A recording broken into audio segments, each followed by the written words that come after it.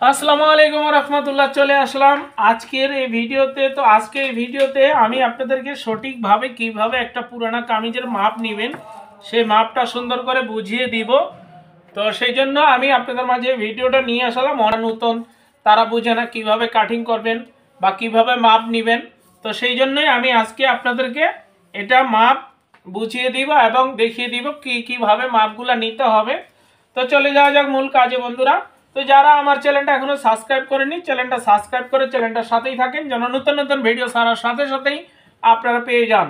তো প্রথমে নিতে হবে লম্বার মাপ। এই যে দেখেন লম্বার মাপটা নিয়ে নিলাম।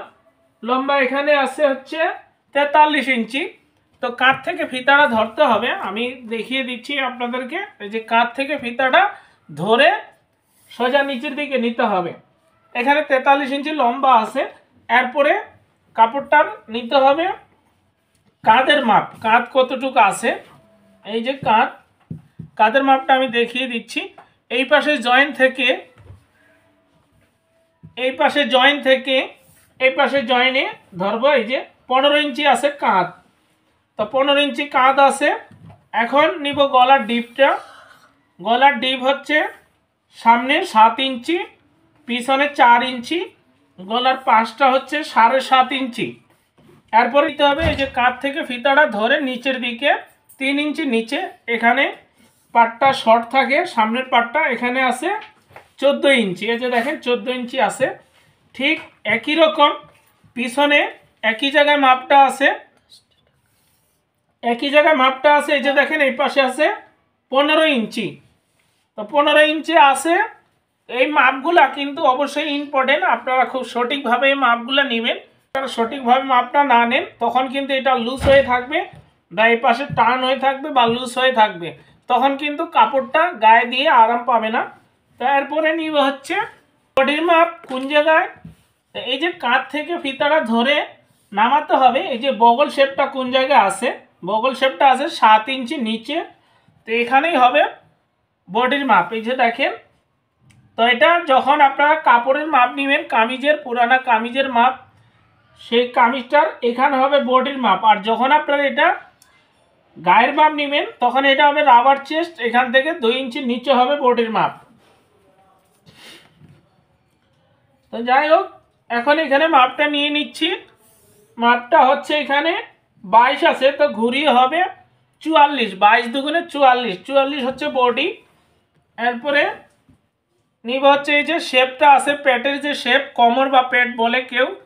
তো এখানে মাপটা নিয়ে নিব। এখানে আছে 19.5, তো অর্থাৎ 19.5 হচ্ছে 39। এরপরে নিব হিপের মাপ। তো হিপ কোন জায়গা, যেখানে সাইড কাটা শেষ, কাটাটা যে ফাড়া, আমরা কেউ ফাড়া বলি কেউ কাটা বলি। তো এখান থেকে ফিতাটা ধরে এই পাশে ধরতে হবে। এখানে কতটুকু আছে দেখে নিতে হবে। এখানে আছে 22 ইঞ্চি, তো এটা 22 দুগুণে 44। এরপরে নিব হচ্ছে ঘেরের মাপ।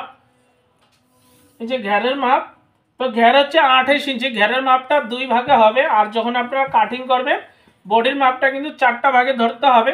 তো বডির মাপটা এখানে 3টা ভাগে নামাতে হবে। তো আমি দেখিয়ে দিচ্ছি। ফিতাটা আবারও কাঁধ থেকে ধরলাম, ধরে এখানে দেখবো সাইড কাটাটা কতটুকু নিচে আছে। তো সাইড কাটাটা এখানে আছে 21 ইঞ্চি নিচে। তো এখানে 3টা ভাগ করতে হবে। এই যে 7 ইঞ্চি নিচে যখন কাট করে ধরবো তখন কিন্তু হাফ ইঞ্চি বড় হয়ে যাবে, আর সোজা করে ধরলে কিন্তু 7 ইঞ্চি হবে। তো আমি এভাবে সোজা করে আপনাদেরকে দেখিয়ে দিচ্ছি এভাবে।